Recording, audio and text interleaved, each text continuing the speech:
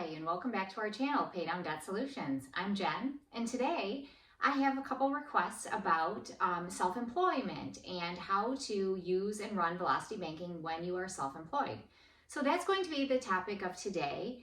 And I also want to talk to you guys a little bit about micropayments and also about the banks and fraud and how that works. Okay, so lots of people love their credit cards, lots of people will love their banks and use their banks, and we know that there's a better way to do this, and I want to talk to you about that better way. Okay, all right, so inconsistent income. So what do you do and how do you run your banking when you have inconsistent income and you want to consider something like velocity banking?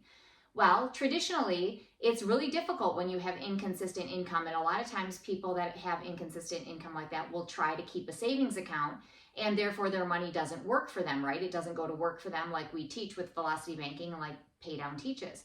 So they have to keep some money on hand in case of, an emergency, or if they don't get their next, paycheck or whatever on time, then they need a strategy and they need something, to do. So a lot of times they'll take it and throw it in a savings account and then pull from their savings accounts. Well, we have a different strategy that we want to learn to teach you today, and I'm going to run that for you. All right. So inconsistent income strategy. Well, velocity banking has one, and we're going to go into that.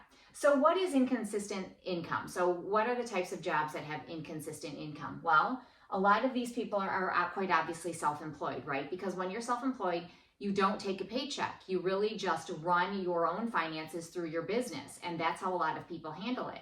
So that can, kind of be difficult, especially if you don't know what you're doing and you don't know how to organize your debts. So that can be, quite challenging.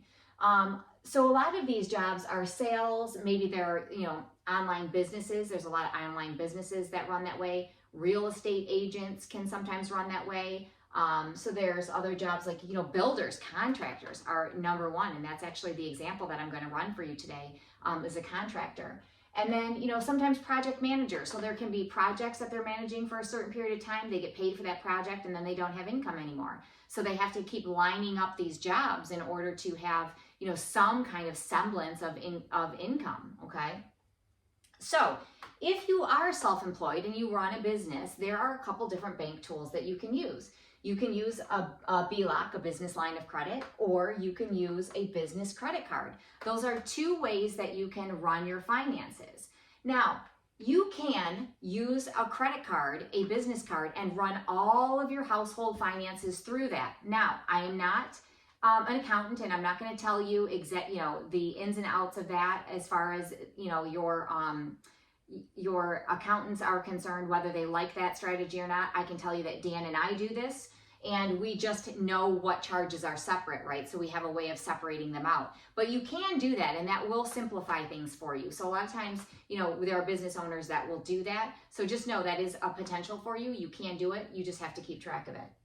Okay, so there are perks of, business lines of credit, obviously, because you can then run every bill you have through that business line of credit, just like you can through a home equity line of credit. So therefore, you don't have to hold out any charges. So all of your money can go to work for you, and and you can pay everything through that business line of credit. But sometimes you can't get a business line of credit. So sometimes getting, yourself qualified for that might be difficult. And a lot of times you can then get yourself a credit card, a business credit card, in the name of your business. So whatever you're registered, whether it's a corporation, an LLC, sole proprietorship, whatever it is, you can get one in the name of your business, and you can run your finances through that business credit card. Now, the cool thing about doing that, and you all know me, or those that know me know that I love credit cards because I love the perks that come along with the cards. And these are, cash back. So if you're going to use a business credit card, you have rewards, okay? So you can a lot of times get rewards, and that can come as a statement credit. So you can get a statement credit for that. You can get travel perks like airline miles. You can get gas perks. So for the gas that you use, you can get certain, perks for that as well.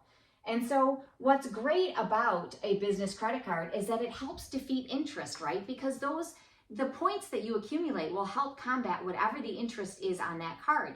So that's another thing that I really love these business cards for.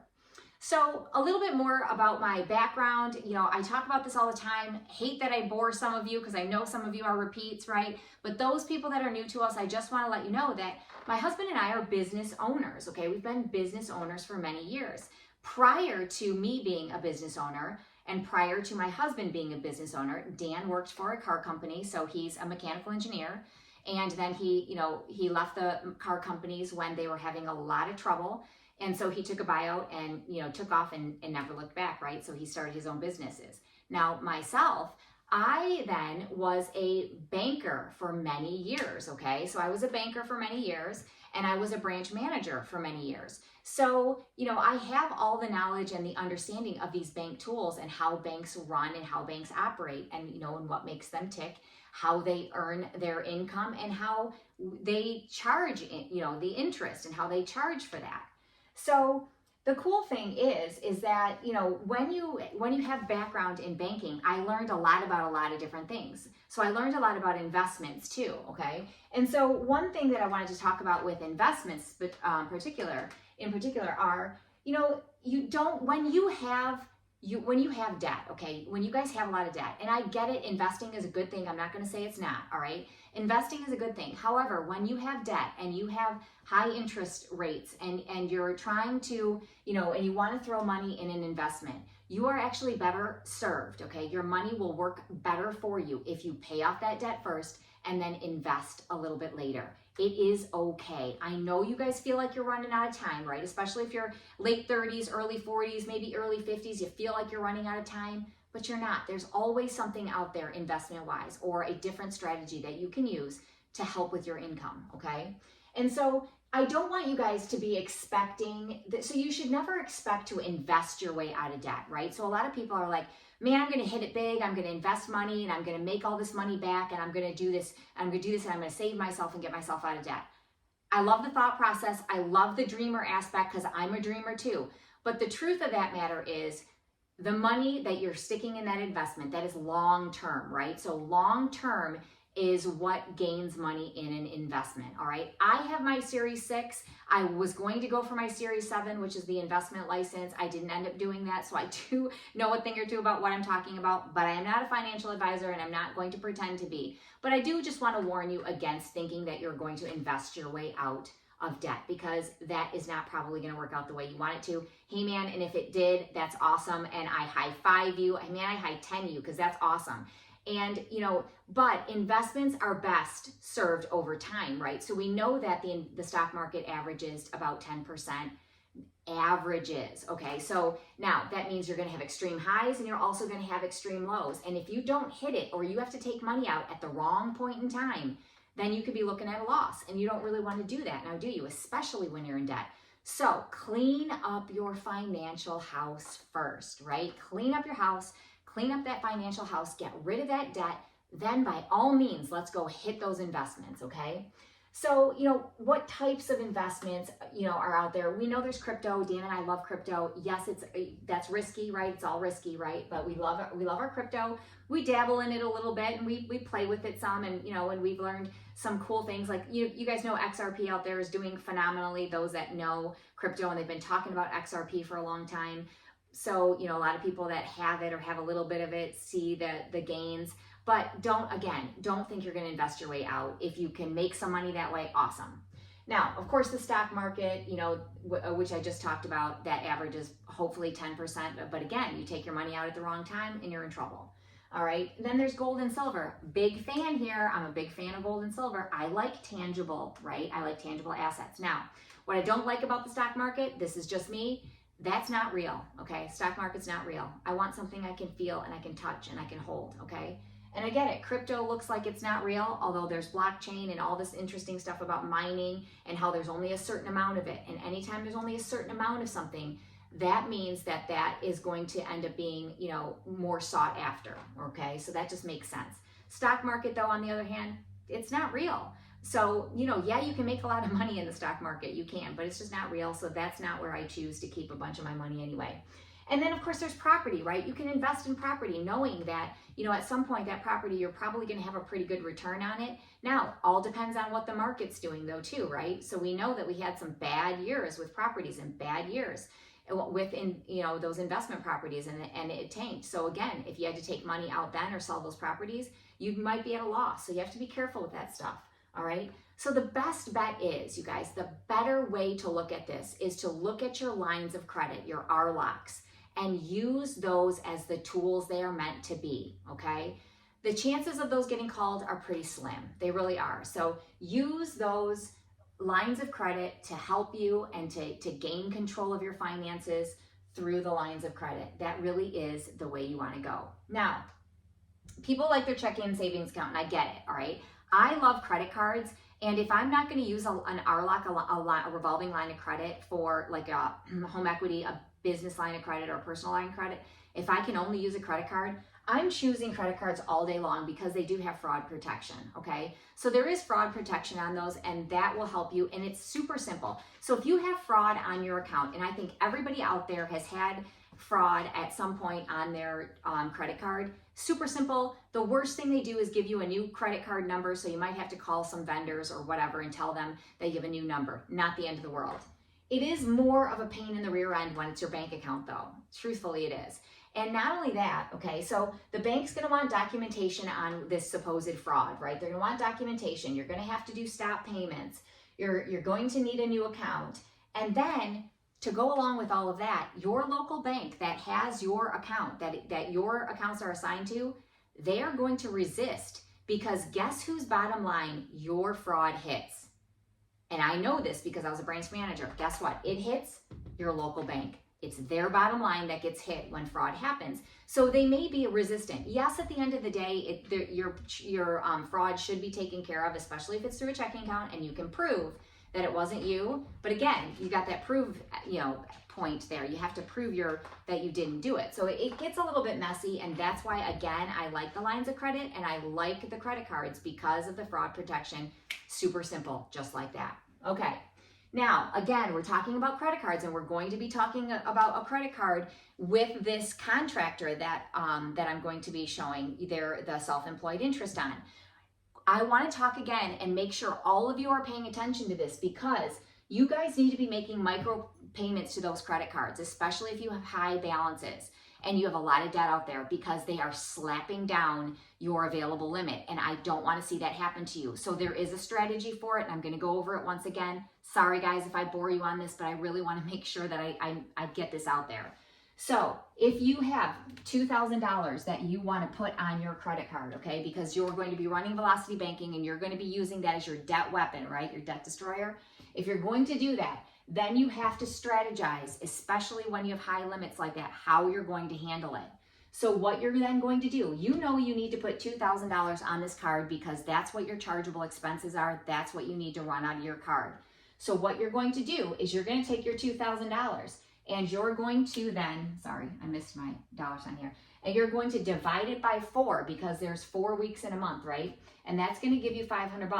So approximately $500 you're going to need to put on this weekly, okay? But we know that if you make a chunk payment, you're liable to get yourself reduced, your card reduced. So you need to break that up, okay? And so one of the best ways to do it is to take your dollar amount, divide it by 4 weeks, then divide that 4 weeks by about 4 days or so, and you're going to then come up with $125. So about every other day or so, right, you're going to be putting $125 against that card. Okay, you're going to be putting it on the card, and you're going to be charging. So you're going to charge up, you're going to be putting money back down, you're going to charge it up, you're going to put money back down, right? So it's going to be a trade-off, right? And so the algorithm isn't going to pick up on that, or should not. So you can get away with this if you do it the right way. So you're going to be taking your paycheck, you're going to park it into that checking account for a little bit longer than I want you to, because we don't have a choice when we're working with accounts like this, right? With high credit cards. So when you have that, I want you guys to be making micro payments. Save yourself, make sure you do that so that you don't get caught between a rock and a hard place. Because if you're expecting to be able to use that line and you can't, that's a wake-up call, and that's rough, especially if you can't right now get another credit card. You then don't have any options. So make sure you're paying attention to this and you're doing that, okay? All right, so the question I've been getting, and I got one just the other day, a comment through the comments on YouTube, and I appreciate them and thank you. And I absolutely am happy to run a scenario on this where we have, inconsistent income or self-employment. How do you run velocity banking when you're self-employed and you don't have a consistent paycheck? All right, so I'm going to use an example of a contractor. So my husband, Dan, he has a contractor company. Okay, so he does and has for many years done, repairs, wind, fire, smoke damage, all of that. So he's done that for many years too, one of the businesses that we own. Okay, so we do understand how contractors work. We understand how their income works. And so that's something that I want to show you guys today. Okay, so if we have a contractor here and he gets a job, right? There's a job that he gets and he does his estimate for it and he knows he's going to earn about $32,000 on the job. That's what he's going to make, okay? But he doesn't get that up front. It takes a while for that money to come in. So he's going to have to work on this job for a while, for a few months, probably about 3 months before he gets paid. So if that's the case, then what you're going to have to do is really, really, really pay attention to our 3-step strategy, right? Through pay down. You're organized, right? You're going to organize, you're going to identify, and then you're going to implement your strategy. Organizing becomes really important at this point, because if you don't understand your household income, the bills you've got coming in and going out, if you don't understand all of that, then you're never going to be able to do this very well. So the first thing you need to do is organize every single bill so you know what your monthly charges are. Once you know that, we can then show you how you're going to do this, okay? So they've organized, they know that their total expenses are $5,260 a month. They know that, okay? So they know that those are their total expenses. They know that they're going to be getting about $32,000 for this job, and they're going to be getting that in 3 months. So the best way to do this is to take this $32,000, we're going to divide it by the 3 months to get our approximate monthly income, okay? So our monthly income then would be $10,666, okay? So we're going to use that hypothetical at this point because it's pretty much an average. Again, we're working on averages here, and that's what we know we're going to use and run with, okay? So this person in particular, and we do know them, okay? Their mortgage is $1,280 a month, okay? They have a car. The balance on that car is $23,000 and the payment is $416. Then you've got car number 2, $18,300, $340 payment. We've got a Capital One card. It's at $5,263, and it has a $145 payment. The interest rate on this is 21%. The cars are negligible at this point because we're not going to pay those off, but this I believe was 3.2, and I believe this one was 4.3. And then this right here, American Express card, they have at $20,456 at 23%. Now, this is a business American Express, okay? American Express is good for a lot of things, but you got to be careful with them because they get these different buckets going on, and it gets messy if you don't know how to run with them. So you got to be careful with American Express. Okay, so $20,456, no from experience, by the way. So American Express, $20,456 at 23%. Payment on that is $597 a month. All right. So their total debts, I'm not including the mortgage in this, but their total debts right now are $67,019, okay? And then their payments that they're making are $2,778, okay? So that's their payment. Now, that's the amount of their payments. Now, what's our debt weapon? Our debt weapon is going to be this American Express card right here, okay? And again, you want to take the debt destroyer should be the one that has the highest payment. But if you can't for some reason, then you go to the next, right? You go to the next payment. So this one in this situation does have the highest payment, and it is the card that they're going to use. American Express is the kind of card where they really don't have a limit on them for the business cards. Now, they might have a limit out there, but you might not know what it is, and you kind of are allowed to charge on it. But usually the American Express has a really, really, really high limit because it's for businesses, and they know businesses obviously run with, a lot of they make a lot of charges and things, and then they, pay those back, and they do chunk payments back. So they're able to run this card pretty high, okay? So we are going to use this then as the debt destroyer, all right? So our chargeable expenses, again, we have to split it out because we're not using a business line of credit nor a home equity line of credit. We have to split it out into our chargeable expenses and our non-chargeables, okay? Non-chargeables, we hold that out. Our chargeables, we then go ahead and use, all right? So their available income is going to be $8,485, okay? So that is their available income. Remember, we're working off the 10,666, okay? Gosh, that's a scary number. So we're working off of the 10,666, and our available income is $8,485 monthly, okay? That would be the monthly income. So we know that our chargeable expenses monthly are $3,079. So we are then going to go ahead and work this, okay? Ignore this for a second. I'll get into that later. So our debt destroyer is going to be this American Express at 23%, okay? We start out with our current balance that we have, which is $20,456. We then add in our charges, right? We're charging. So we charge up our chargeable expenses, which is $3,079, plus we are going to then put our interest in. Now remember, we don't have to, we're holding this payment out, right? And we're only taking care of the interest on the American Express card, but we have a special circumstance here, and we know that we don't get any income for about 3 months, okay? So we are going to calculate this a very specific way.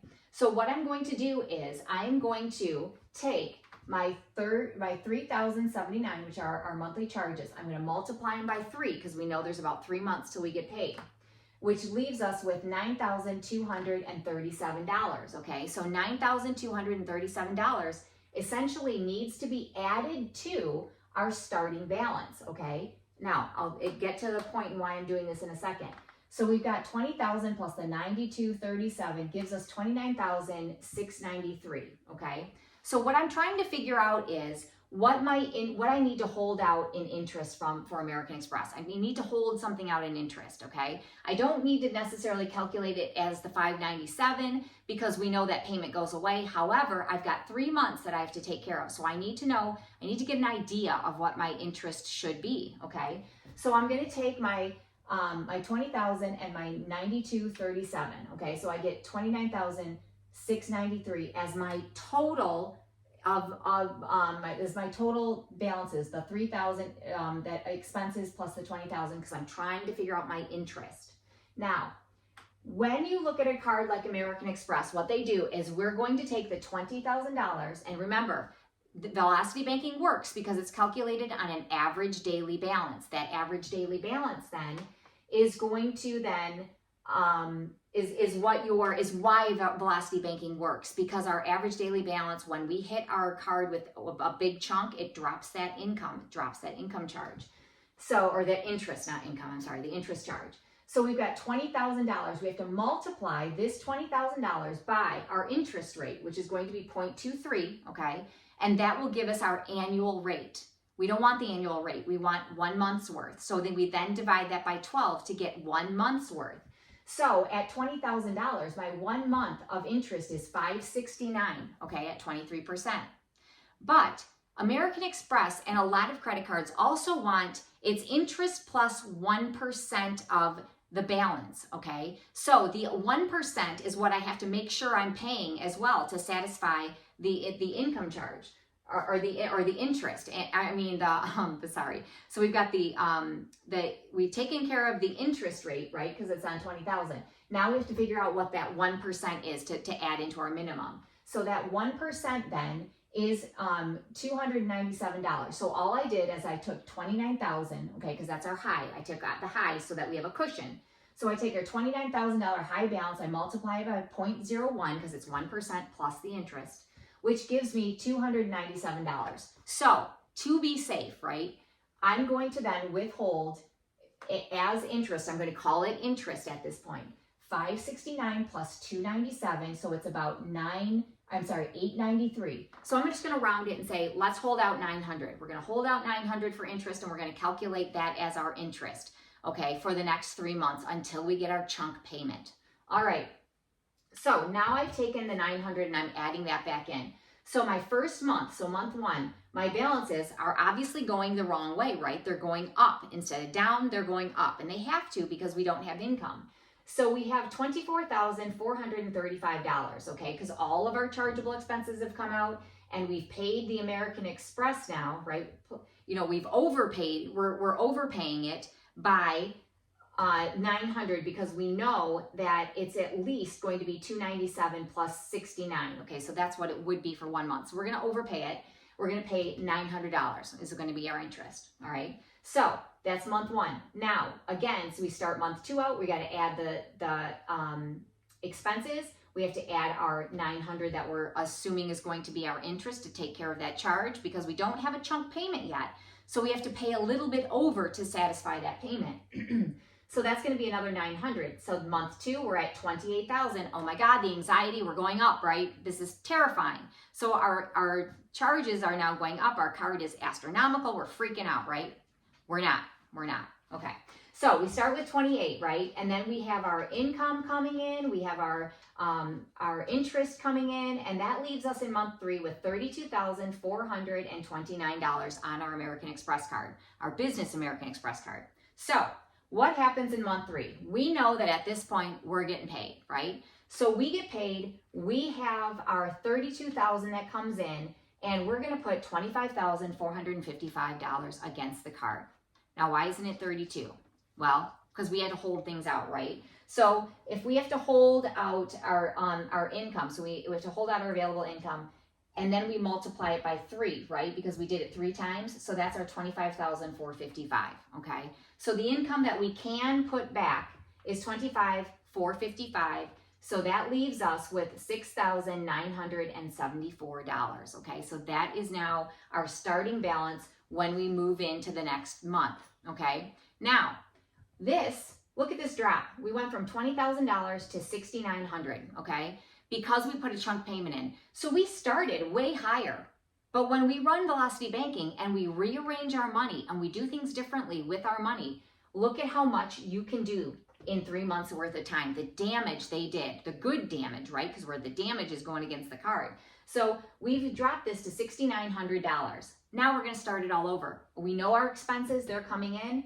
And then we know that we know how American Express is calculated. It's just the 23% that we're taking care of here because again, we made a big payment to it. So $378, get our average, we get our high plus our low, we divide that then by 2, and then we multiply that by a 0.23, which is the American Express charge, our interest charge.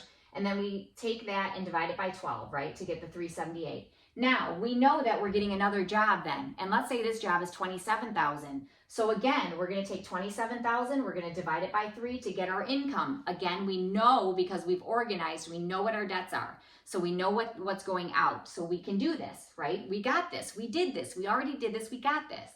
So we've got $27,000 divided by 3 gives us $9,000 in income. You subtract out all of the non-chargeables, and you're getting your available income, right? So this is your available income because you got to hold those out of your income. Our available income is $68.19. Again, we're going to run our strategy for 3 months using this again.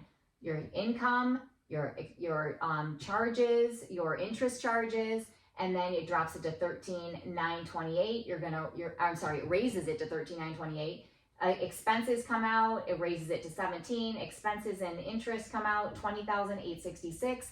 Then you get paid. You calculate your payment that you can put on your card, and you're down to $429. There is no better way to run a business. There is no better way to run your household expenses than using velocity banking in this manner for those that are self-employed. I hope you've learned a lot today, guys. I will see you in the next video. Have a great day. Thank you.